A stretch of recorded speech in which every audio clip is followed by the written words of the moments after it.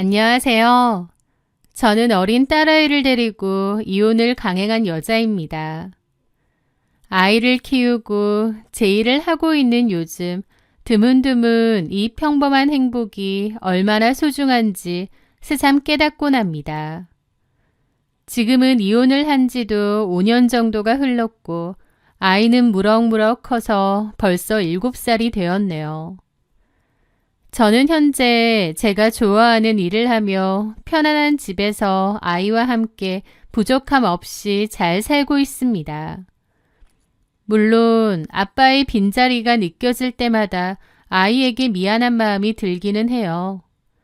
하지만 저희 아이가 아빠라는 이름의 이기적인 인간 밑에서 돈 때문에 눈치 보고 쪼그라들어 사는 것보다는 지금이 훨씬 나을 거라고 확신합니다.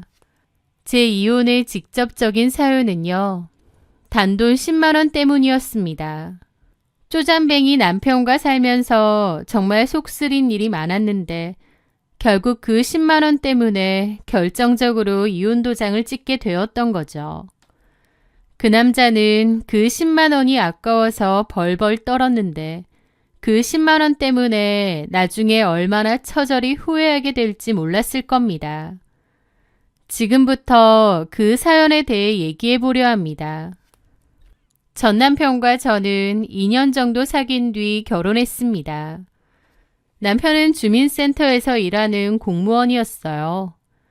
남편과 제가 사는 곳은 지방이었고 남편은 그때 당시 월급이 월 200 정도였습니다. 저는 원래 액세서리 디자이너로 일을 했어요. 중국에서도 일을 잠깐 했었고 한국에서는 개인 공방 겸 쇼룸에서 디자이너로 일을 했었죠.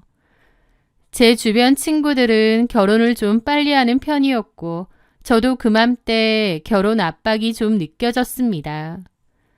저희 부모님 역시도 제가 혼자 있기보다는 짝을 찾길 바라셨고요. 그렇게 자의 반 타의 반으로 소개팅을 여러 번 나갔는데 만나도 이 남자다 싶은 사람이 잘 없더라고요. 제가 눈이 높은 건 아닌 것 같은데 뭔가 이성적 끌림이 잘 없다거나 가치관이 잘 안 맞는다고 할까요? 그렇게 소개팅도 좀 질려갈 무렵 그 남자를 만나게 되었습니다. 건실하고 우직하고 결혼을 한다면 이런 남자랑 해야 되지 않을까 했던 것 같아요. 사실 외적으로는 제 이상형은 아닌데 성격이 너무 진국인 것 같아서 호감이 생겼습니다. 연애야 외모적인 조건 같은 게 중요하지만 결혼할 때는 성실함, 성격 책임감 같은 게 더 중요하다고 생각했거든요. 그 남자는 허세도 없었고 실용적인 성격의 사람이었습니다. 게다가 미래에 대한 계획도 철저했고 잘 살고자 하는 의지도 강했어요. 저랑 비슷한 면이 많다고 생각했죠.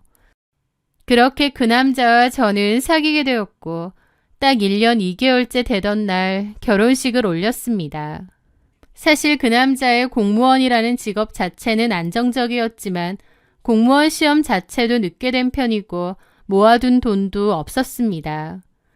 오히려 학자금 대출이 아직도 남아있는 상황이었죠.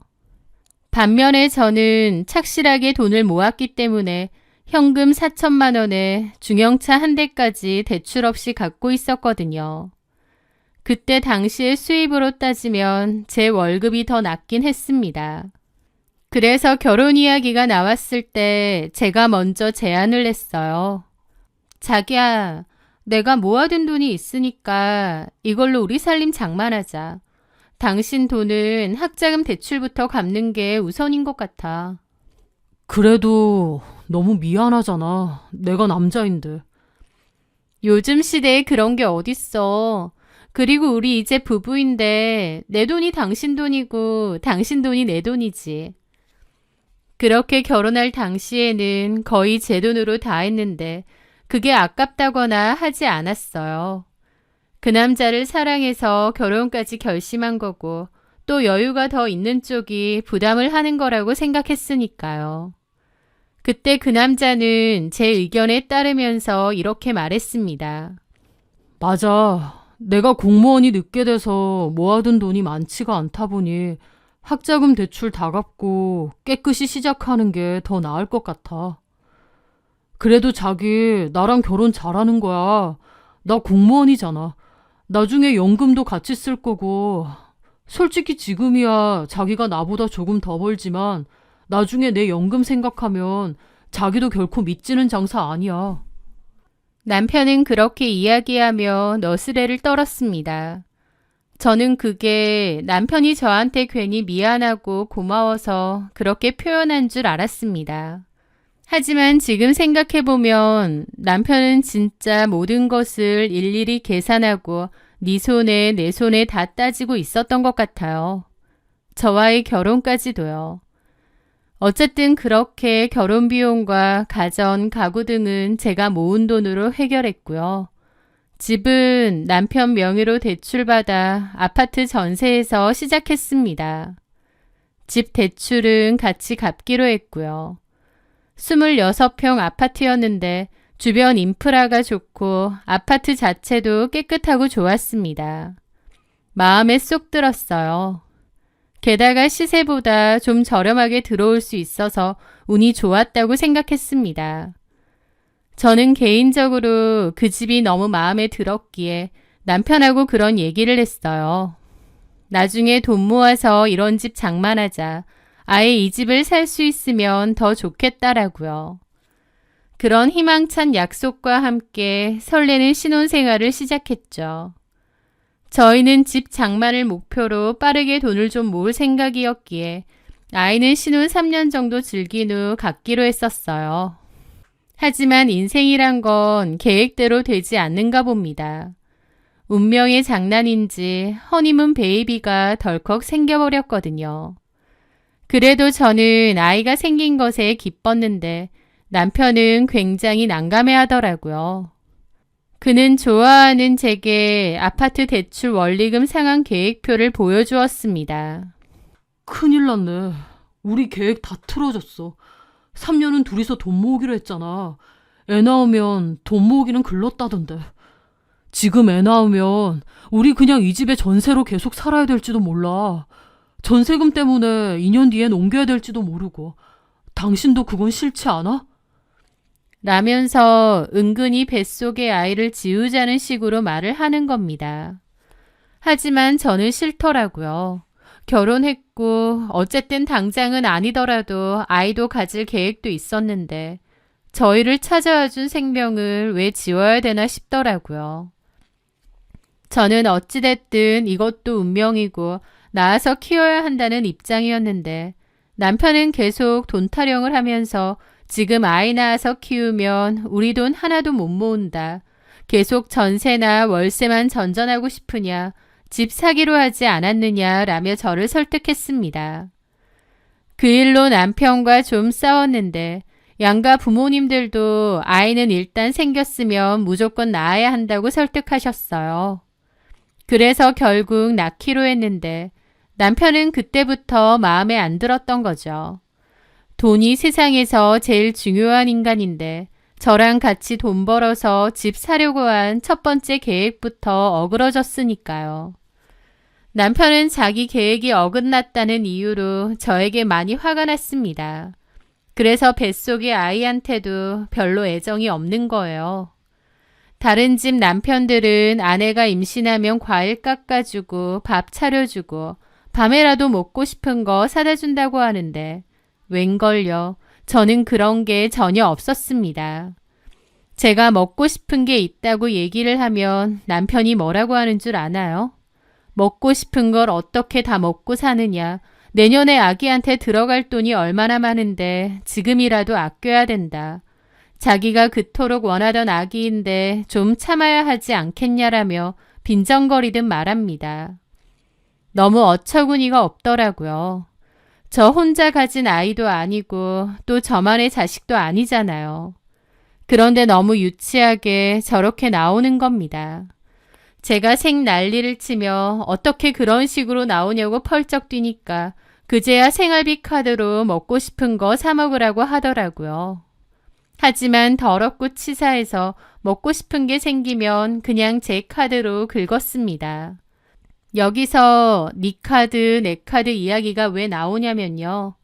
저희는 애초에 생활비를 반반 나눠냈거든요. 아파트 대출이자는 정확히 반 나눠 매달 입금했고 공과금, 마트 장 보는 비용과 생활용품 사는 것들은 각자 월급에서 100만 원 정도 빼서 공동 통장에 넣었습니다. 바보 같았지만 남편이 그렇게 해야 돈이 모인다고 빡빡 우겼기에 그렇게 한 거죠. 어쨌든 그렇게 제가 임신하고 나서 더럽고 치사해서 제 카드를 썼는데 그 후에는 당연하게 제가 먹고 싶은 건 제 개인 용돈으로 사라고 하는 거예요. 이렇게 치사하고 더러운 인간이 있나요? 그 일로 정말 많이 실망도 했고 후회도 많이 했습니다. 결혼 잘못했구나 하고요. 어쨌든 그렇게 시간이 흘러 임신 8개월쯤 되었을 때였습니다. 아직 출산 예정일은 한 달 넘게 남았는데 예정일보다 빨리 배가 아프더라고요. 극심한 통증에 병원을 갔는데 자궁문이 벌써 열리기 시작해서 빨리 출산 준비를 해야 한다는 겁니다. 아직 한 달 넘게 남았다가 갑자기 그렇게 되니 막막하고 겁이 확 나더라고요. 아마 그맘때 제가 스트레스도 많이 받은 데다 전혀 쉬지 못하고 일을 해야 했거든요. 그런 연유로 아이가 예정일보다 훨씬 빨리 나왔던 게 아닌가 싶어요. 어쨌든 그렇게 긴급 출산을 했는데 너무 일찍 나온 탓에 아이는 인큐베이터에 2주 정도 있다가 나왔습니다. 그걸 가지고도 남편이 얼마나 투덜댔는데요. 병원비 청구서를 내밀면서 기껏 번 돈 그대로 다 인큐베이터 비용으로 다 쓰게 생겼다고 그러는 겁니다. 저 그 말 듣는데 완전 폭발해서 병원에 사람들이 있건 없건 소리치며 따졌습니다. 너무 서럽고 기막혀서 눈물이 줄줄 나더라고요. 내가 남의 새끼 낳았냐고, 인큐베이터 들어간 이 새끼가 안쓰럽고 불쌍하지도 않느냐고, 어떻게 돈 얘기부터 하느냐고요. 제가 막 소리를 지르니 간호사들이 와서 말렸지만 그 와중에도 다들은 병원 사람들이 남편을 경멸스럽게 보더라고요. 남편은 그제서야 좀 창피한지 입을 좀 다물고 자리를 피했고요. 지 새끼 인큐베이터 비용까지 절했는데 조리원은 어떻게 했냐고요? 안 보듯 뻔하죠. 조리원을 왜 들어가야 되냐고 출산 전부터 난리였습니다. 한국 여자들은 그게 문제네. 외국에서는 조리원 같은 거 있지도 않네. 애기 낳고 바로 퇴원하네 어쩌네. 별소리 다 하는 겁니다. 와, 진짜 치가 떨리더라고요. 저는 내 돈으로 알아서 할 테니 그만 얘기하라고 했습니다. 그리고 제가 모아둔 돈으로 들어갔어요. 제 돈으로 했는데도 남편은 궁시렁거리더라고요. 원래 장모님이 딸 조리해주는 거 아니야? 왜 장모님은 안 도와주셔? 막 그러는 겁니다. 저희 부모님은 귀농 후 농사일을 하시고 있으세요. 사는 곳이 가깝지도 않을 뿐더러 또 하시는 일도 바쁜데 당연하게 저희 부모님이 산후조리를 해줘야 되는 거 아니냐는 거예요. 진짜 저를 위해서 그런 것도 아니고 그저 쓰는 돈이 아까웠던 겁니다. 남편한테 따지고 뭐라고 할 수도 있었지만 그럴 의지도 안 생기더라고요. 그래서 결국 조리원비도 제 개인 돈으로 결제한 거죠. 남편의 행동이 너무 치졸하고 졸렬해서 치가 떨렸는데 그때는 아이를 출산한 지 얼마 되지 않아서 정신도 없었고 또 아이가 너무 예뻐서 그런 감정은 잠시 잊고 있었습니다. 하지만 그 후에도 남편의 소비 간섭은 계속되었습니다. 기저귀 값을 아껴야 한다며 가장 저렴한 옛날 기저귀를 사왔습니다. 고무줄로 고정해야 되는 지금은 파는지도 몰랐던 그런 기저귀를요. 아이에게 맞는 게 있는데 그런 건 생각도 안 하고 그저 가격만 싸면 좋다고 생각하는 거예요. 게다가 중고마켓을 이용해서 남이 쓰다가 작아지거나 오래돼서 내놓은 봉투 다 뜯어지고 유통기한도 애매한 기저귀를 싸게 사오더라고요. 저는 이런 것까지 돈을 아끼고 싶냐고 왜 이렇게 궁상을 떠냐고 화를 냈는데 남편은 오히려 자신의 소비를 합리적이라고 생각했습니다. 그리고 남편은 제가 모유가 안 나와서 헛돈을 쓴다는 소리까지 했습니다. 뭔 분유가 이렇게 비싸? 네가 모유만 잘 나왔어도 걔랑 분유값에 돈 쓰지 않았을 텐데. 그러면서 가장 싼 분유를 사라고 압박을 했죠. 게다가 얼른 애 어린이집 맡기고 다시 일하자. 나 혼자 너무 힘들다. 라는 거예요. 저는 아이가 적어도 돌은 지나야 어린이집에 보내고 싶다고 했습니다. 그런데 남편은 이럴 줄 알았다며 제가 허송세월 보낸다고 하는 거예요. 그러면서 저한테 취직한 거냐는 소리까지 하는데 기함을 했죠. 어느 여자가 월 200번은 남자한테 취집을 하겠나요? 심지어 제가 훨씬 잘 벌었는데요. 지금 돌이켜보면 저런 인간이랑 제가 왜 참고 꾸역꾸역 살았나 싶습니다. 자기 자식이나 가족인데도 애정은 하나도 없고 그저 돈. 당장 들어가는 10,000원, 20,000원 돈에 벌벌 떠는 저런 쪼잔뱅이 인간이랑요. 저도 남편에게 불만이 계속 쌓였고 화가 나서 따진 적도 많죠. 당신은 퇴근하고 와서 애 얼굴 한번 들여다본 적 있어? 아빠 노릇은 하나도 안 하면서 맨날 돈. 돈이 그렇게 중요하면 결혼은 왜 했어? 뭐? 내가 아빠 노릇을 안 해? 지금 이 집 대출금 누가 혼자 갖고 있는데 그런 소리래. 당신이 이 집에서 에어컨 빵빵하게 틀고 편하게 애 보고 있는 게 다 누구 덕인 것 같아? 나야말로 당신이랑 지민이 위해 희생하고 사는데 어떻게 나한테 그렇게 말하냐고. 내가 그래서 뭐라고 했어. 천천히 갖자고 했지. 나 혼자 뺑이 치고 있는데 고마워하지는 못할 망정 아빠 노릇? 진짜 기가 막힌다. 남편은 지독하게 돈 타령을 해댔습니다. 이건 아끼고 알뜰살뜰한 게 아니라 그냥 돈의 노예 같고 뭐가 중요한지도 모르는 인간 같더라고요. 그쯤 되니 저도 진지하게 이혼 생각이 들더군요.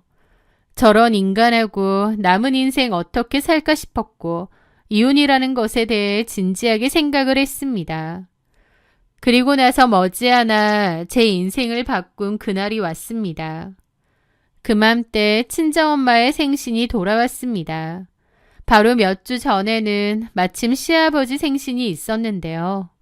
그때 남편은 시아버지 생신에 현금 20만 원에 30만 원 상당의 한우 세트까지 사들고 갔었어요. 부모님 챙기는 것에는 돈을 아끼지 않는 성격이었기에 저희 친정엄마의 생신에도 비슷한 정도는 남편이 챙겨줄 줄 알았습니다. 그때까지도 저는 어리석게 남편이란 인간에 대한 마지막 희망이 있었던 거죠.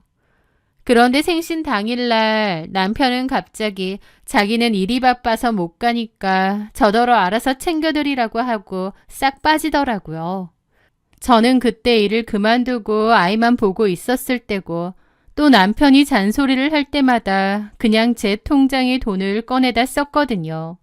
그래서 여윳돈이 거의 없는 상태였습니다. 남편이 돈돈거리는 걸 알기에 남편에게 어렵게 말을 꺼냈죠. 여보, 엄마 생신 말이야. 용돈 좀 보내줘. 내 통장에는 돈이 안 남아서. 그런데 남편은 밥을 먹던 숟가락을 내려놓았습니다. 그건 각자 돈에서 각출해서 쓰기로 한 거 아니야? 나 우리 아버지 생신 때 내 용돈에서 드렸는데? 근데 지금은 상황이 다르잖아. 내가 집에서 지민이 본다고 수입 하나도 없고 그동안 내 카드 쓴 것도 많고 내 통장에 이제 3만 원 남아 있어. 그런데 제 말에 남편은 비웃더라고요. 아휴, 이것 봐. 결국 네가 판 무덤이잖아. 애초에 당신이 내 말 안 듣고 계속 이랬으면 이런 일도 없었을 거 아니야. 아니 무슨 말을 그렇게 해? 나조차고 집에 있는 거 아니잖아. 그럼 지민이는 어떻게 키우는데? 어린이집 있잖아. 아직 걷지도 못하고 너무 어린데 어떻게 어린이집에 보내냐고. 자식 걱정도 안 돼? 맞벌이 하는 여자들 다 보내더라. 그럼 그런 여자들은 피도 눈물도 없어서 보내냐? 라는데 속에서 부글부글 끓었습니다. 저는 참고 말했죠. 그래서 돈 못 준다고? 장모님 생신 용돈도 못 준다 이거지? 못 줘. 알아서 해. 내가 무슨 돈 나오는 ATM 기계야? 라는데 너무 어이가 없고 오기가 생기더라고요. 제 속에선 진짜 이 인간하고 끝이다 싶은데 오기가 생겨서 더 그랬습니다. 10만 원이라도 줘. 엄마 생신 용돈은 드려야 되니까. 그랬더니 남편은 저를 한심하게 보더라고요. 그 눈빛은 지금도 잊혀지지도 않습니다. 그러더니 휴대폰을 꺼내 제 계좌에 10만 원을 이체했습니다. 그리고는 제게 이체 완료 화면을 들이밀며 정색하고 그러는 겁니다. 자, 10만 원. 됐어? 내가 이건 주는데 이걸로 끝이야. 앞으로 처가댁에는 돈 쓸 일 없어. 명심해. 그리고 당신도 돈 쓰고 싶으면 나가서 일해. 애는 어린이집에 맡기고 일을 좀 하라고. 이게 뭔 짓이냐? 하더군요. 그때 저는 완전히 결심했습니다. 헤어져야겠다. 진짜 끝이다라고요. 저는 완전 폭발해서 소리를 질렀죠. 네가 그러고도 인간이야? 내가 남의 애 낳았어? 네 애야, 네 애. 어떻게 이런 식으로 나오니? 됐고 그냥 이혼하자. 제가 그렇게 이야기하니 남편은 제가 자존심 상해서 이혼 얘기한 줄 알고 피식 비웃더군요. 하지만 진심이었던 저는 그날 바로 짐을 싸서 친정으로 갔습니다. 제가 갑자기 아이랑 가니 부모님은 놀라셨고 엄마께 울면서 모든 것을 이야기했습니다. 이런 식으로 나와서 부모님께 걱정 끼쳐 드리고 싶지 않았는데 참 최악의 상황이었던 거죠. 저희 부모님도 많이 속상해하시며 저보고 참고 살지 말라고 하셨어요. 부모님이 도울 수 있는 건 도와주시겠다고 하면서요. 저는 이혼을 통보했고 남편은 고작 이런 일로 이혼이냐며 자기는 공무원이라서 이혼하고 소문나면 안 좋다면서 버티고 있었습니다. 이혼도 저에 대한 마음이나 아이에 대한 미안함 때문이 아니라 끝까지 본인만을 위해서 안 하는 거였죠. 저는 결국 이혼 소송까지 걸고 친정 부모님 댁에서 지내고 있었어요. 이혼하고 제 계획대로 최소 돌은 지난 후에 어린이집을 알아보고 보낼 생각이었습니다. 저도 언제까지 부모님께 손 벌리며 지낼 순 없으니 다시 일도 시작하고요. 그런데 그때 기적 같은 일이 일어났습니다. 저희 부모님의 농작물이 소위 대박이 터진 겁니다. 농작물이라는 게 한 해 한 해가 다르고 운도 많이 따라야 되는데요. 그의 다른 지역에서 재배한 같은 품종의 농작물은 잘 안 됐고 저희 부모님 건 정말 잘 됐습니다. 그래서 가격을 엄청 잘 받게 되었던 거죠. 농사라는 게 한 번 잘 되면 돈을 꽤 많이 벌게 되거든요. 저희 부모님도 돈을 엄청 많이 버시게 되었습니다. 귀농하고 6년 정도 되셨는데 그 전까진 소소하게 되었다면 그때는 거의 대박이 터진 수준이었죠. 부모님도 너무 잘 됐다고 하셨고 저도 너무 기뻤습니다. 아빠는 저에게 새 출발할 때 쓰라며 2억 원을 증여해 주셨습니다.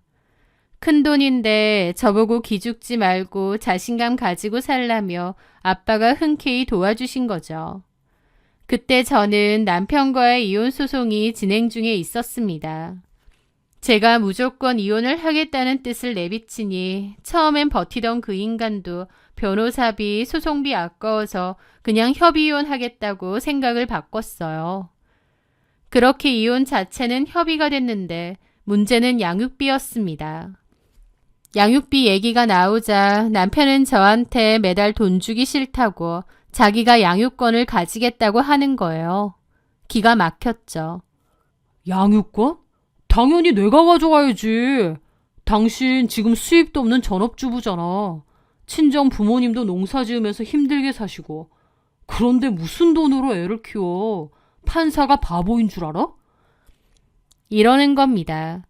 저는 다시 일 시작할 거고 여기서 지내면서 부모님 도움도 받을 거다라고 했습니다. 그렇게 남편과 양육권에 대해 싸움이 있었어요. 남편은 끝까지 아이에 대한 사랑이나 마음 때문이 아니고 저한테 매달 양육비 주기 싫어서 그런다는 게 정말 치 떨리더라고요. 여러 치열한 싸움이 있었고 결국 양육권은 제가 가져왔습니다. 그리고 양육비로 월에 60만 원으로 산정받았어요. 최소 금액이기도 하고 너무 더럽고 치사해서 돈 필요 없고 내가 데려온다고 할까 하다가 그 인간이 돈 1,000원 한 장에도 벌벌 떠는 인간이란 걸 알기에 일부러라도 더 악착같이 소송 진행했습니다. 이혼 소송이 길어졌고 그러는 와중에 살던 신혼집 계약은 끝이 났습니다. 남편은 당연히 거기서 나와서 시댁으로 들어갔고 집주인은 이번에는 전세가 아니라 매매로 판다고 내놨다고 하더라고요. 그런데 저는 앞서 말씀드린 것처럼 그 집이 마음에 들었거든요. 그래서 부모님이 주신 돈을 보태 그 집을 매매해버렸습니다. 그리고 아이와 올라와서 지냈죠. 아이는 어린이집으로 보냈고 저는 재취업하지 않고 제 개인 공방을 차렸습니다. 그리고 신부들 티아라를 전문으로 제작하고 주문받는 일을 시작했어요. 입소문이 많이 나서 주문이 많았고 공방에서도 일하고 집에서도 일할 정도로 바빴습니다. 그러다가 이혼한 전 남편은 제가 그 집에서 살고 있다는 걸 지인을 통해서 들은 것 같더라고요. 제가 그 집을 샀다고는 생각 못하고 청승 떨며 왜 굳이 전세 재계약해서 거기서 살고 있느냐며 이혼한 거 후회해서 자기 기다리는 거냐는 미친 착각까지 했다는 겁니다.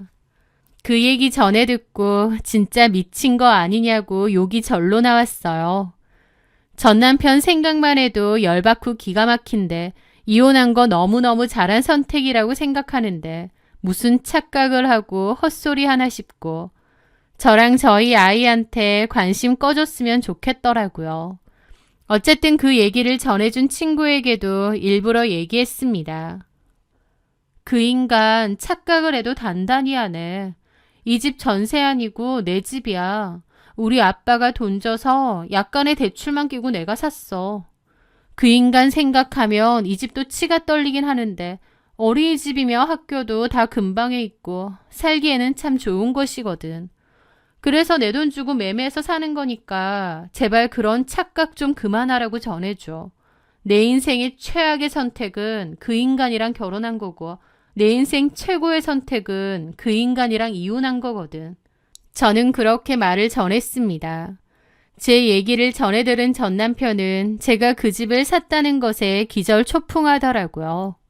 얼마 되지도 않는 지 월급 백날 아껴가며 떼꼬쟁이 짓 하며 모아봤자 집 한 채 사기도 어려울 텐데 저는 떡하니 이 집 매매로 사서 아이랑 오손도손 살고 있으니까요.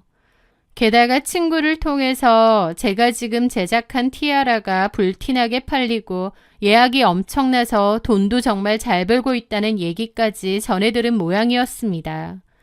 그래서 배알이 꼴렸는지 아니면 뒤늦게 아차 싶었는지 연락을 자꾸 하는 겁니다. 이제 와서 저희 딸 보고 싶다고 하질 않나. 사실은 이혼한 거 자기가 후회한다고. 자기가 진짜 중요한 걸 놓치고 있었다느니 가짜 눈물을 흘리며 저를 설득하려 하더라고요. 그러면서 관심도 없던 저희 아이 팔아가며 아이에게는 그래도 아빠가 있어야 한다. 내가 진짜 아빠 역할 잘할 수 있다. 이런 식으로 나오는데 솔직히 그 말만 들으면 남편이 이혼을 후회하고 아이 걱정 때문에 일어나 싶겠지만요. 저는 사는 동안 그 인간의 밑바닥까지 다 봤잖아요. 가족보다 사람보다 돈이 제일 중요하고 돈 앞에서 벌벌 떠는 그 인간의 진 면목을요.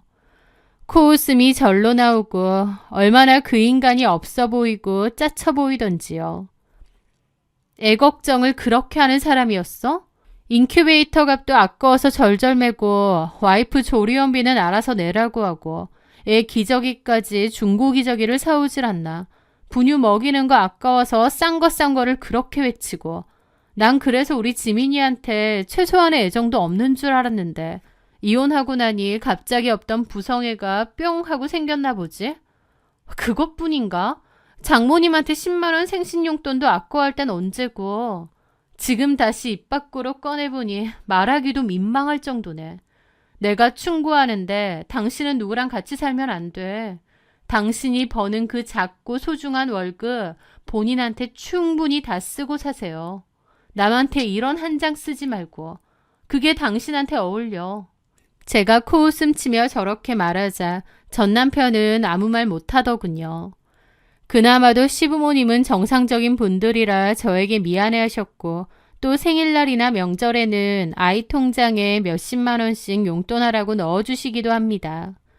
생각 같아서는 면접 교섭권이든 뭐든 아이도 안 보여주고 싶은데 양육비도 받고 있고 또 시부모님께도 한 번씩 돈도 받고 있고 또 법적인 부분도 있다 보니 두세 달에 한 번씩은 아이를 남편에게 보여주는데요. 전 남편은 저 볼 때마다 후회하고 자기가 어리석었니 어쩌니 소리합니다. 저는 그런 소리 하든 말든 쌩까고 애나 제대로 보고 데리고 오라고만 하고요.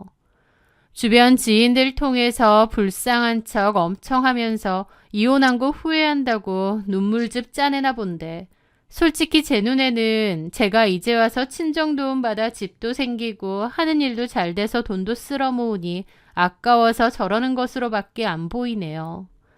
남편이 어쩌든 눈물을 흘리고 땅을 치고 후회하든 말든 제 인생에서의 남편이란 인간은 아예 없는 사람이기에 상관없지만요.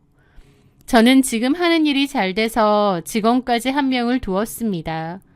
아이도 건강하고 예쁘게 잘 커주고 있고 종종 시간 날 때마다 친정 부모님 댁에 가서 농사일도 거들어드리고 시간도 보내고 오곤 해요. 참 마음 고생하고 후회하는 날이 많았기에 지금의 소소한 행복과 풍요가 더 크게 와닿는 게 아닌가 싶습니다. 결혼에 있어서 배우자를 제대로 선택하지 못했던 후회는 있지만 그래도 이혼이라는 결정을 빠르게 내린 건 잘한 것 같아요. 그리고 진심으로 전 남편에게 충고하는데 그렇게 이기적으로 살고 싶으면 재혼하지 말고 혼자 살았으면 좋겠습니다. 뭐 대단하게 잘 벌고 잘난 것도 아니고 가족들한테 1,000원 한 장 쓰는 것도 아까워서 벌벌 떨 거면 뭐하러 누군가와 같이 사나요? 혼자 지가 버는 돈 다 쓰고 살지. 그렇게 쪼잔뱅이 밴댕이 소갈딱지 같은 성격으로 사니 결국 그 모양 그 꼴대로 구질구질하게 돈 한 푼에 연연해가며 사는 게 아닌가 싶네요. 저는 앞으로도 더 멋지고 밝게 그렇게 살 겁니다. 저희 아이랑 같이요. 제 이야기 들어주셔서 감사합니다. 모두 행복하시길 빕니다.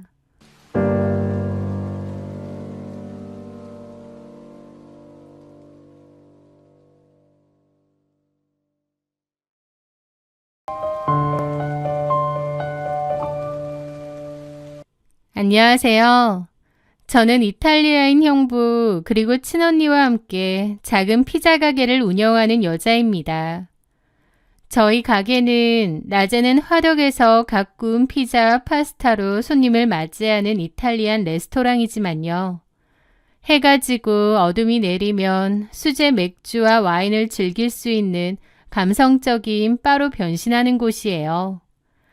가게 한쪽 벽면을 가득 채운 대형 스크린에서는 오래된 외국 영화가 흘러나오고 가끔 언니가 그 앞에서 통기타를 칠 때도 있었습니다. 저희 가게에 오는 손님들은 마치 외국에 와 있는 느낌이 드는 곳이라며 저희 가게를 좋아했죠.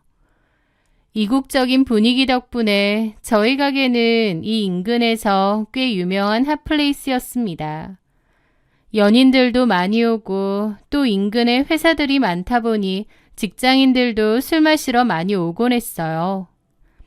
그 남자도 처음에는 손님으로 저희 가게에 오게 되었습니다.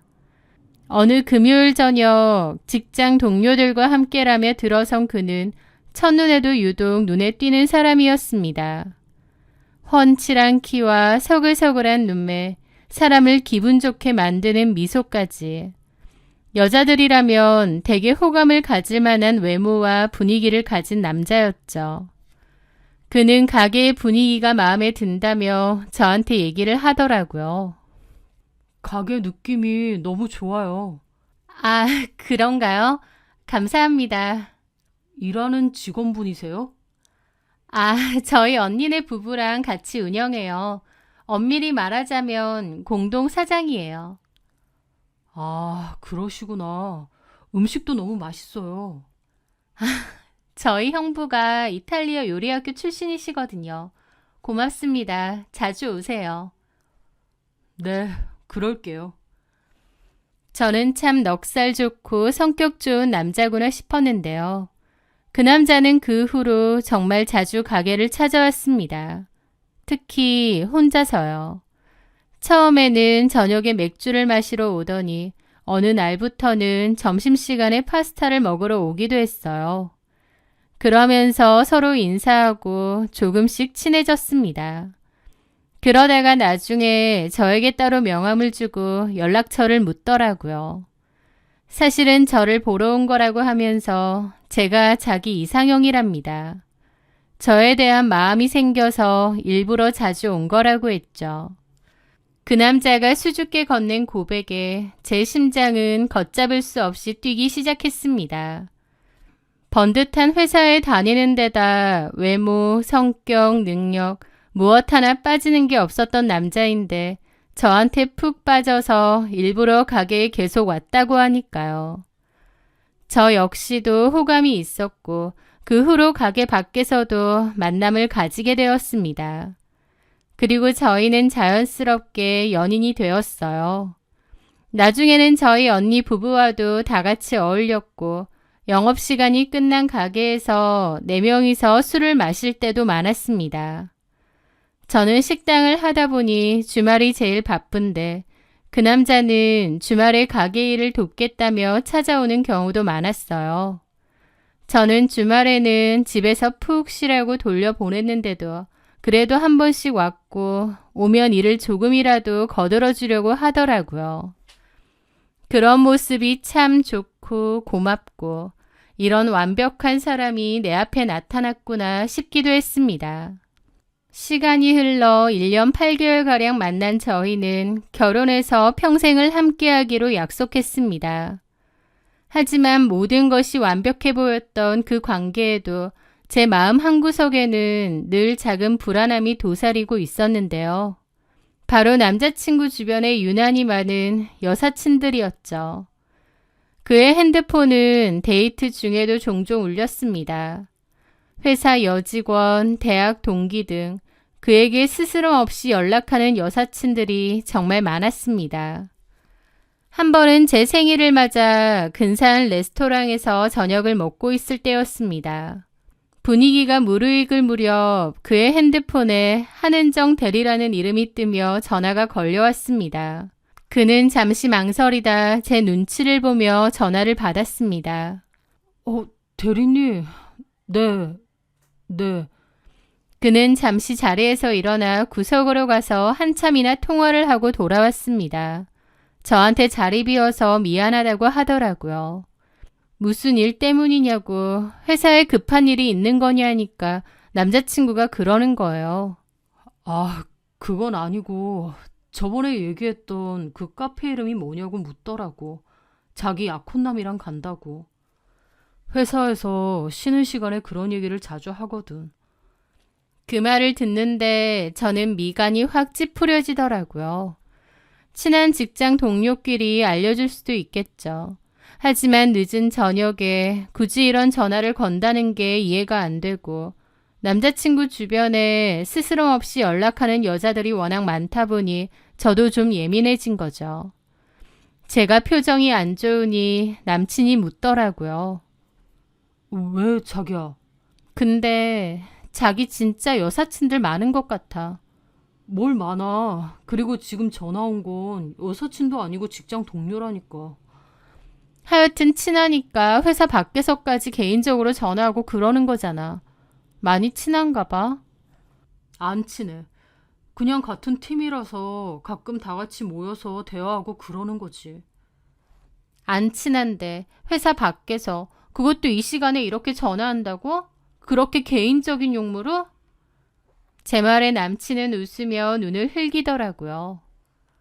왜 이렇게 예민하게 굴어? 질투의 화신이야? 그래, 나 질투 많아. 그리고 자기가 너무 여사친이 많은 것도 솔직히 신경 쓰여. 쿨한 척 했지만 솔직히 나 거슬릴 때 많단 말이야. 방금 그 전화도 그래. 굳이 주말 저녁에 전화해서 물어볼 일이야? 차라리 카톡을 하던가. 결국 제가 서운함을 터뜨리자 그는 웃으며 제 손을 꽉 잡더라고요. 으이그 바보야. 완전 질투쟁이네. 쓸데없는 걱정을 왜 하고 그래. 세상 천지 여자들이 아무리 많아도 내 눈에 보이는 건 너 하나뿐인데. 나는 다른 여자들은 여자로 보이지도 않아. 그냥 회사 사람, 그냥 친구일 뿐이라고. 나한테는 자기만 여자로 보여. 그걸 자기가 몰라? 남자친구가 달래줘도 저는 여전히 기분이 풀리지 않더라고요. 그 모습에 남친이 그러는 겁니다. 알겠어. 생각해보니 자기 입장에선 기분 나쁠 수도 있겠다. 자기가 정 신경 쓰이고 불안하다면 앞으로 내가 더 조심할게. 자기 신경 쓰이게 만들어서 미안해. 서운함을 토로하는 제게 화 한 번 내지 않고 오히려 저를 달래주고 안심시키려 노력하는 그의 모습에 저는 감동했습니다. 그리고 저도 좀 생각을 달리 먹기로 했죠. 그래, 이렇게 나를 사랑해주는데 내가 너무 예민하게 굴었나 보다. 너무 못나게 굴었나 보다 라고요. 어쨌든 그렇게 순조롭게 결혼 준비를 할 때였습니다. 저희는 회사와 가게에서 가까운 곳에 신혼집을 구하려 몇몇 개의 매물을 알아봤습니다. 그중 저희가 점찍 얻은 곳은 남친의 회사와 저희 가게에서 그리 멀지 않은 아파트였습니다. 26평이라 평수도 적당하고 지어진 지 조금 오래되었지만 주변 인프라도 좋고 가격도 괜찮았죠. 아파트 앞 부동산에 얘기를 하고 몇 개의 매물을 알아보러 다녔습니다. 그러다가 마침 시세보다 훨씬 저렴하게 금매로 나온 집이 있다고 부동산에서 연락이 왔죠. 집주인은 다른 지역에서 살고 그 집은 세를 줬는데 현재는 월세 세입자들이 살고 있다고 했습니다. 그런데 집주인이 급하게 정리를 하고 외국으로 가야 해서 다른 곳보다 시세를 훨씬 저렴하게 내놓는다고 하더라고요. 가격이 그렇게 싸다면 저희 입장에선 놓치기 아까운 매물이었습니다. 그렇게 부동산 중개업자와 함께 바로 집을 보러 갔을 때였습니다. 그런데 그날 저희는 좀 황당한 일을 겪었어요. 분명 부동산 중개업자분이 미리 전화를 해놓았고 집주인분도 세입자분들과 얘기가 되었으니 편하게 구경하시라 했는데 막상 가보니 그 세입자분들이 문을 잘 안 열어주시는 거예요. 처음엔 집에 없나 했는데 안에서 아이 소리가 들리더라고요. 그래서 다시 전화하고 초인종을 몇 번이나 누르니 그제야 열어주는데 표정이 너무 안 좋은 겁니다. 세입자들은 젊은 부부였고 아이도 둘 있더라고요. 안에 들어가니 집을 얼마나 안 치우고 사는지 어수선하고 지저분하고 게다가 그 세입자 남편은 막 팔에 문신도 있고 인상도 험악했어요. 저희가 집 구경하는 걸 엄청 기분 나쁘게 탐탁치 않게 보고 있는 겁니다. 남친과 저도 그 시선이 따가울 정도로요. 불만이 정말 많아 보이더라고요. 어쨌든 저희는 집을 보러 온 거니까 조용히 집을 구경했어요. 집이 좀 지저분하긴 했지만 그래도 부분 인테리어하고 고치고 나면 괜찮겠더라고요. 위치도 좋고 뷰도 좋고 가격도 좋고 그 집이 딱이었습니다. 그런데 그 와중에 그 세입자는 다른 방에서 집주인하고 통화를 하더라고요. 가만 들어보니 자기들이 이 집 산다고 기다려달라고 하지 않았냐, 왜 다른 사람들한테 집을 팔려고 하느냐며 따지는 것 같았습니다. 저희도 있는데 그런 통화를 하더라고요. 그래서 남친과 저도 좀 불편한 기분이었는데 부동산 중개업자분이 신경 쓰지 말고 그냥 구경하시라고 하더라고요. 어쨌든 그렇게 집을 다 보고 잘 봤다고 인사를 하고 나가는데 대꾸도 않고 저희를 빤히 쳐다보더라고요. 나중에 부동산 중개업자분한테 다시 들어보니 저 사람들은 저 집에 더 살고 싶어하고 자기들이 대출을 어떻게든 내서 저 집을 사고 싶어 했대요. 그런데 대출이 잘 안 나왔고 집을 살 여건이 안 된 모양이었습니다. 당연히 집주인은 다른 사람에게라도 집을 팔려고 했고 저희가 보러 온 건데 그 세입자들은 자기들이 아닌 다른 사람에게 집을 판다고 해서 불만이 많다는 거예요. 집을 사고 싶으면 돈을 줘야지 집주인이 그걸 계속 기다려주고 있겠나요? 집주인도 급해서 급매로 팔려고 하는 건데요. 그 세입자들 생각이 좀 황당하긴 한데 어쨌든 그건 세입자와 집주인이 해결할 문제지 저희랑은 아무 상관이 없다고 생각했습니다. 그래서 별 상관 있겠나 싶었고 저희는 계약을 한다고 했습니다. 그런데 그 후에도 좀 문제가 있었는데 그 사람들이 집주인의 퇴거 통보에도 불응하며 못 나간다고 난동을 좀 부렸다고 하더라고요. 그걸 전해 들은 저희 입장에선 좀 황당했죠. 집주인이 자기 집 팔겠다는데 그 세입자들은 끝까지 왜 그러나 싶고요. 어쨌든 나가기는 했는데 그런데 가만 보니 그 세입자들이 마치 우리가 자신들의 보금자리를 빼앗는 악당인 것처럼 생각하는 것 같은 거예요. 아무래도 그게 좀 찝찝하더라고요. 그 부부 인상도 안 좋고 표정도 너무 안 좋았는데 괜히 저희한테 억하심정을 갖고 있는 거 아닌가 하고요. 하지만 그 사람들이 나가고 후에 이사를 들어갈 저희와 그 사람들이 더 이상 마주칠 일은 없을 것 같아서 생각을 말기로 했습니다. 또 새로운 시작에 대한 설렘으로 애써 그 불쾌한 기억은 지웠던 거죠. 그 계약하고 비어있는 집으로 들어간 저희는 도배를 갈고 부분적인 인테리어를 하기로 했습니다. 그리고 새 가구와 소품들을 하나둘씩 신혼집에 들여놓기 시작했어요. 본격적으로 같이 사는 건 아니지만 가정가구를 하나씩 들이고 꾸미면서 그 집에서 자고 갈 때도 있었고 자주 들리기도 했습니다. 신혼집이라 생각하니 애정도 많이 붙고 좋더라고요. 그리고 큼직큼직한 가정가구도 그렇지만 작고 예쁜 소품들이나 커트러리 같은 걸 사는 재미도 쏠쏠했습니다. 그런데 그맘때 좀 이상한 일들이 있었습니다. 사사로운 물건들이 사라지는 거였죠. 시작은 선물 받은 컵 세트가 사라진 거였습니다. 제가 분명히 갖다 놓았고 기억도 나는데 감쪽같이 없어졌더라고요. 그것뿐만이 아니고 제가 와서 자고 가는 날이 있기에 간단하게 화장을 하려고 메이크업 도구나 기초 세트를 놔두고 갔는데 그것도 몇 가지 사라진 겁니다. 분명 사사로운 것들이겠지만 저는 너무 찜찜하더라고요. 제가 그런 얘기를 할 때면 남자친구는 너털 웃음을 지으면서 저보고 착각한 거 아니냐고 했습니다. 자기가 깜빡하고 안 들고 온 거겠지. 아니야, 내가 분명히 갖다 놨는데 없어졌다니까. 그럼 뭐 도둑이라도 들었을까봐 그래? 도둑이 들어와서 컵 세트 하나, 자기 립스틱이나 로션 같은 걸 들고 나간단 말이야? 아니, 그렇지는 않겠지만 그냥 자기가 착각했거나 어디 다른 데 있는데 모르는 걸 거야. 자기 요즘 일하고 결혼 준비하느라 너무 바쁘고 정신 없나 보다. 그런 식으로 제가 예민해서 착각하는 거라고 말하는 거예요. 물론 제가 생각해도 너무 사사로운 것들이었기에 저조차도 긴가민가 하더라고요.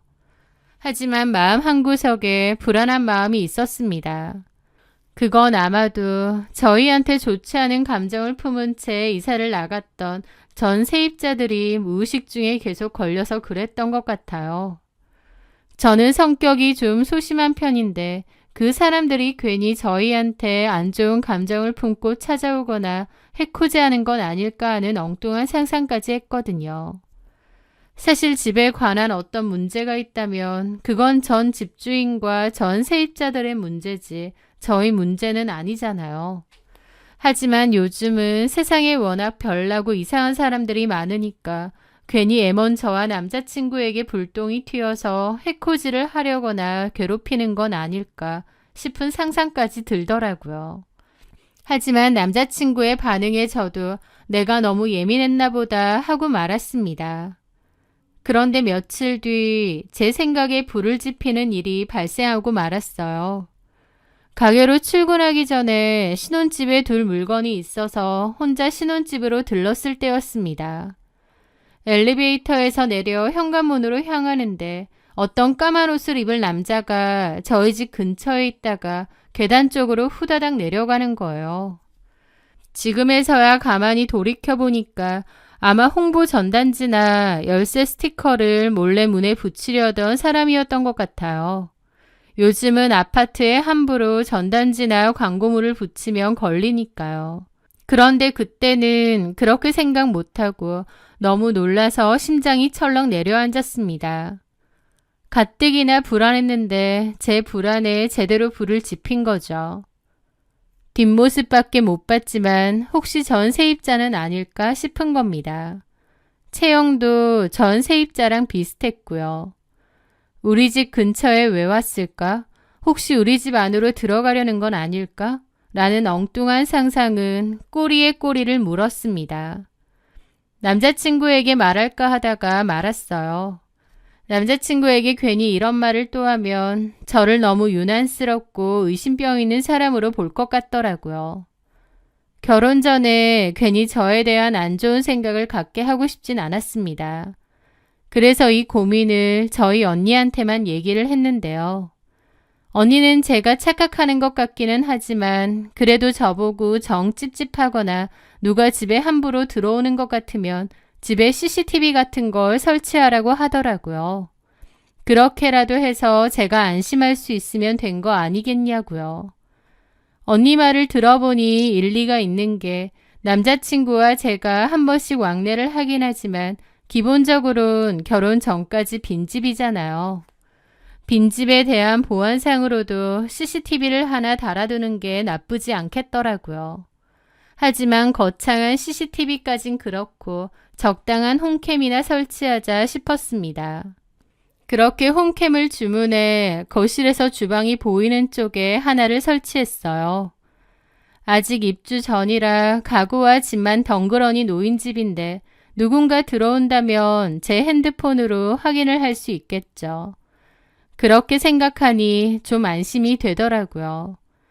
그렇게 며칠간의 시간이 흘렀고 집은 가끔 잠깐 들르는 남자친구 말고는 당연히 아무도 들어오지 않았습니다. 내가 역시 예민했구나 싶었죠. 그런데 그 생각을 했던 그 주의 주말이 다가왔습니다. 가장 바쁜 토요일 오후였어요. 한창 손님들로 가게가 북적였죠. 저는 잠시 급해서 화장실로 가게 되었고 별 생각 없이 습관처럼 홈캠을 확인하게 되었습니다. 당연히 아무도 없을 줄 알았는데 그 홈캠 화면을 보는 순간 심장이 쿵 내려앉더라고요. 화면에는 제 남자친구가 있었습니다. 신혼집에 볼 일이 있어서 갈 수도 있지 남자친구가 있는데 왜 심장이 쿵 내려앉았냐고요. 남자친구가 혼자가 아니었거든요. 처음 보는 어떤 여자 한 명이 같이 있었는데 너무나도 익숙하게 집안을 다니고 있는 거예요. 이 여자가 누구지? 황당함에 화면을 뚫어지게 쳐다봤습니다.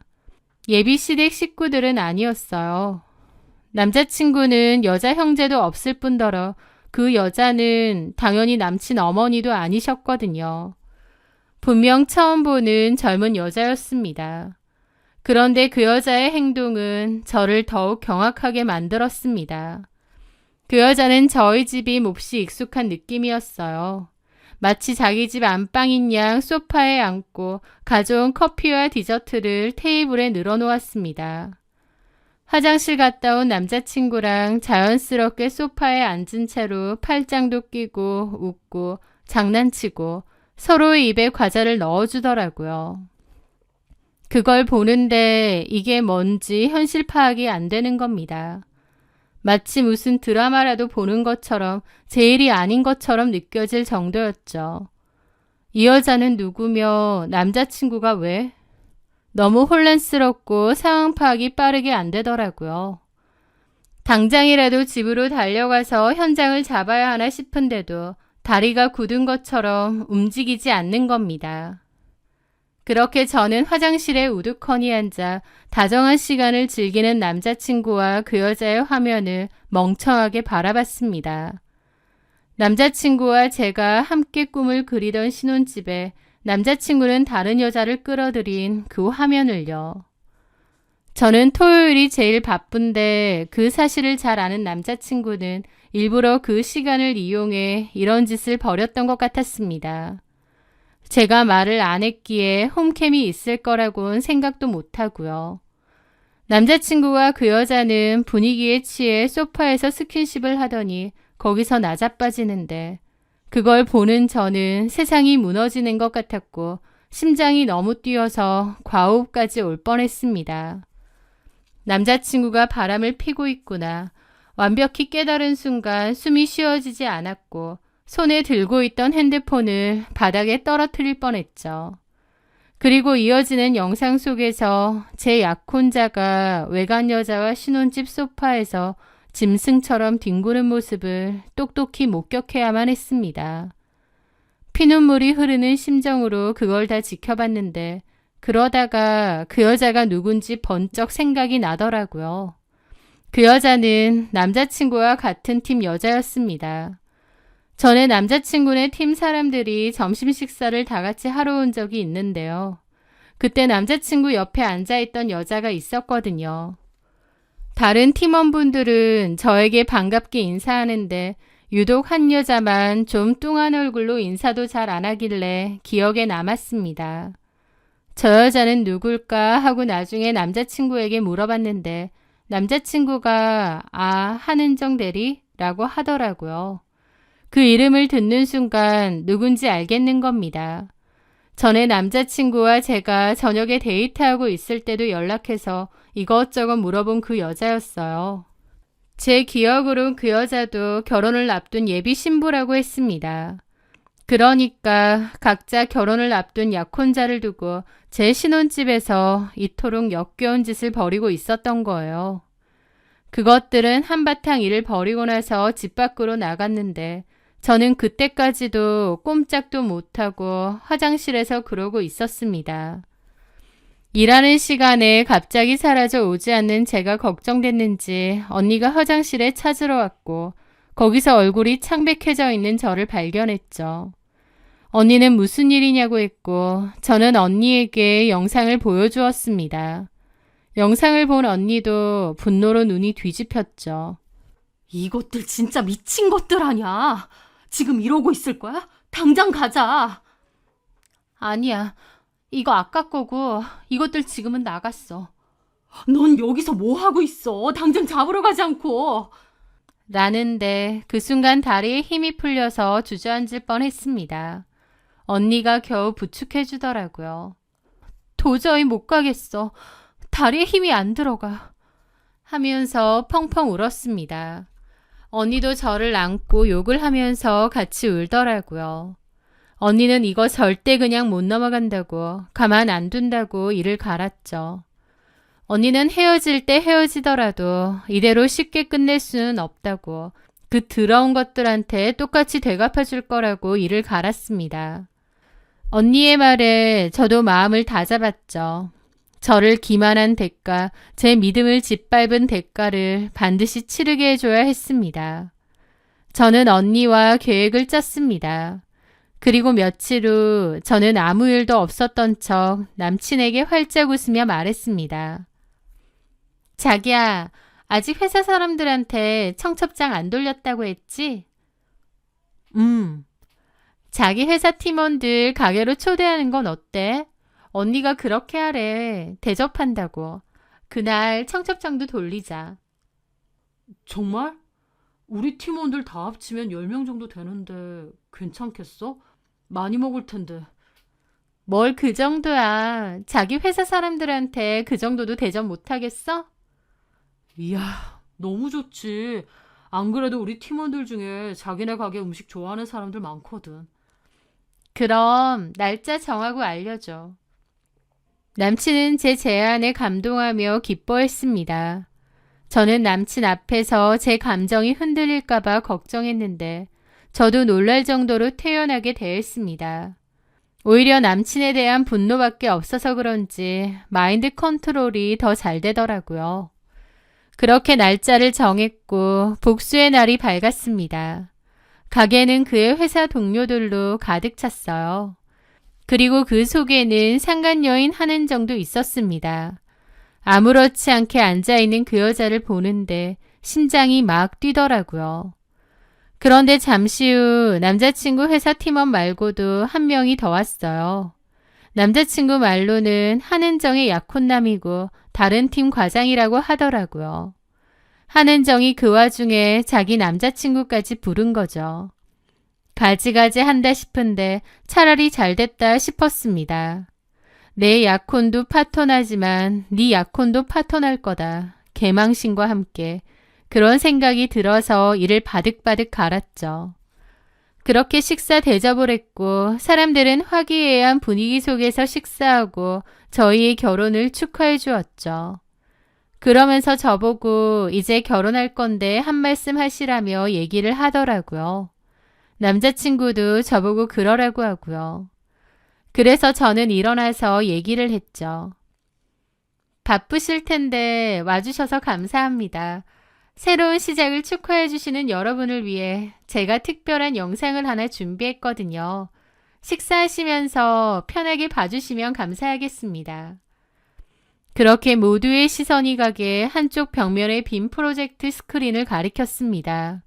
회사 직원분들은 프로포즈 영상이라도 트는 거냐며 웃으시더라고요.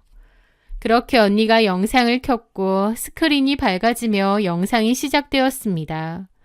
그런데 뜬금없이 저희 집 신혼집 거실이 화면에 나타나자 제 남친과 그 여자 한은정의 얼굴이 좀 당황한 얼굴이더라고요. 자기야, 저거 우리 집이잖아. 집에 CCTV 있었어? 저는 아무 대답도 하지 않았습니다. 잠시 후 제 남친과 한은정이 현관으로 자연스럽게 들어오는 게 찍혔고 회사 사람들 모두 몹시 놀랐죠. 저 여자 한은정 대리 아니야? 맞는 것 같은데요? 그 순간 한은정과 남친의 얼굴이 새파랗게 질리더라고요. 그 둘은 자연스럽게 뒤에서 껴안고 스킨십하고 한은정은 아무렇지 않게 소파에 앉는 겁니다. 남자친구는 경악하며 저에게 달려오더라고요. 지금 뭐 하는 거야? 저거 당장 안고? 왜? 좀 더 보지 그래. 빨리 안고? 그 와중에 저희 형부가 와서 남자친구 보고 물러나라고 했고 그 자리에 마침 있던 한은정 남자친구도 아무도 건들지 말라고 소리를 지르더라고요. 한은정 남자친구는 화가 머리끝까지 난 것 같았죠. 회사 사람들 다 경악하고 흥미진진한 얼굴로 영상 보고 수근거리고 남자친구와 한은정이 진한 스킨십과 더불어 소파에 들어 누우려고 할 때 남자친구는 스크린 쪽으로 뭘 집어 던지더라고요. 지도 도저히 못 보겠나 보죠. 그리고 동시에 한은정 남자친구가 달려나오더니 남자친구의 멱살을 잡고 뒹굴었습니다. 한은정 남자친구가 화가 단단히 났는지 쌍욕을 하면서 제 남자친구를 곤죽이 되게 팼고 제 남자친구는 이러지도 저러지도 못하고 처맞고 있더라고요. 다른 회사 사람들도 섣불리 말리지 못했습니다. 단순한 술자리 다툼이었으면 말렸겠지만 맞을만 하니까 아무도 안 말리고 가만히 있더라고요. 게다가 한은정은 도저히 그 자리에 못 있겠던지 가방 챙겨 밖으로 도망가는 겁니다. 저는 팔짱 끼고 그 꼬라지 다 지켜보고 있었고요. 제 남자친구가 너무 처맞으니까 다른 직원들이 무슨 일 날 것 같았는지 그제야 와서 말리더라고요. 남자친구는 완전 피떡이 됐고 다른 직원이 병원에라도 가야 될 것 같다고 겨우 데리고 갔습니다. 저는 그 모든 걸 다 팔짱을 낀 채 냉소적으로 보고 있었어요. 그 어정쩡한 분위기 속에서 사람들은 조용히 자리를 떴습니다. 통쾌하면서도 씁쓸했던 그 기분, 그 이상한 기분은 아직까지도 잊혀지지가 않네요. 그 훅폭풍은 상상 이상이었습니다. 두 사람의 불륜 행각은 당연히 회사 전체에 쫙 퍼졌어요. 한은정 약혼남에게 곤죽이 되게 처맞은 제 남친은 코뼈가 내려앉았다고 하더라고요. 그래서 한은정 약혼남을 폭행 고소했다고 했습니다. 맞을만 했는데 참 뻔뻔하더라고. 하지만 알고 보니 한은정 약혼남의 큰아빠가 그 회사의 이사님이었다고 했고 그 회사의 대표님도 아는 분이라고 하더라고요. 폭행 고소는 했을지언정 당연히 후폭풍으로 남친은 회사에서 댕강 잘리게 되었죠. 회사만 잘린 게 아니라 그쪽 업계에선 앞으로 일을 구하기 어려울 거라고 하더라고요. 남자친구는 물론 한은정까지도요. 그리고 당연히 한은정도 파혼당했죠. 회사는 그 일로 들썩들썩 했다고 했습니다. 그 와중에 남자친구는 저에게 연락해서 잘못했다고 하면서 그 여자랑 자기랑은 그냥 단순한 파트너였대요. 서로 이성적인 감정 조금도 없고 각자의 약혼남, 약혼녀와 당연히 결혼할 생각이었다며 그냥 잠자리 합이 잘 맞아 그런 것뿐이라는 말 같지도 않은 변명을 하는 겁니다. 그 말을 듣는데 이 사람이 내가 정말 사랑하고 믿어서 결혼하려던 남자가 맞나 싶고 정신이 번쩍 들더라고요. 차라리 그 여자를 좋아해서 그랬다면, 저랑 헤어지고 그 여자랑 만날 생각이었다면 너무 분통 터지고 열받지만 납득은 됐을 겁니다. 그런데 그런 것도 없이 각자의 약혼자들을 속이고 그냥 서로 잠자리만 하려고 그랬다는 게 이해가 안 되더라고요. 무슨 짐승들도 아니고요. 한마디로 그것들은 한순간의 쾌락으로 자신들의 인생까지 나락으로 떨어뜨리고 개망신 제대로 당했던 겁니다. 남자친구가 그런 인간이었구나 저도 깨닫고 좀 더 맑은 정신으로 관계를 정리했습니다. 물론 그렇다고 제가 괜찮은 건 아니었죠. 저 역시도 개망신 당했고 비참했고 너무 힘들었으니까요. 하지만 그때 그 영상을 틀었던 제 선택을 후회하진 않습니다. 남들 보기 창피하고 부끄럽다고 아무 조치도 없이 조용히 헤어졌다면 너무 억울했을 것 같거든요. 배신을 당했을지언정 제 손으로 직접 복수를 했다는 사실에 후련함이 있었습니다. 그렇게 저는 파혼을 했고 신혼집에 들어간 가구와 물건들은 싹 갖고 나와 처분을 했습니다. 그나마 불행 중 다행이라면 집 구할 때 돈을 일단 남자친구가 먼저 하고 나중에 제가 반을 주기로 했는데 일이 파토가 나면서 그러진 않아도 된다는 게 그나마 다행이더라고요. 꼴 보기도 싫은데 돈 때문에 엮여 있으면 너무 힘들잖아요. 남자친구는 대출을 받았었는데 회사 잘리면서 대출금 갚기도 힘들어지고 엄청 애매해졌나 보더라고요. 결국 완전 헐값에 다시 팔았다고 했죠. 어쨌든 전 남친은 회사에서 잘리고 소문이 다 나서 재취업도 쉽지 않은가 보더라고요. 쪽팔리다면서 저랑 파혼 후 도피성 유학을 가네 어쩌네 하는 소식을 마지막으로 들었습니다. 한은정도 역시나 회사 잘리고 더 이상의 소식은 들은 게 없고요.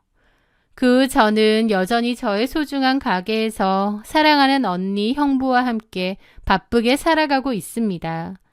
한 번씩 언니랑 그때 일을 얘기하는데 씁쓸하면서도 통쾌하기도 하고 그렇네요. 저는 그 인간들에게 가장 멋진 복수를 할 겁니다. 그건 바로 제가 더 행복하게 살아가는 거겠죠. 아픔을 지우기 위해선 현재를 살아가는 게 가장 중요하다고 하더라고요. 지난날의 아픔과 상처를 흘려보내고 지금 현재를 최선을 다해 살아가려 합니다. 제 사연 들어주셔서 감사합니다.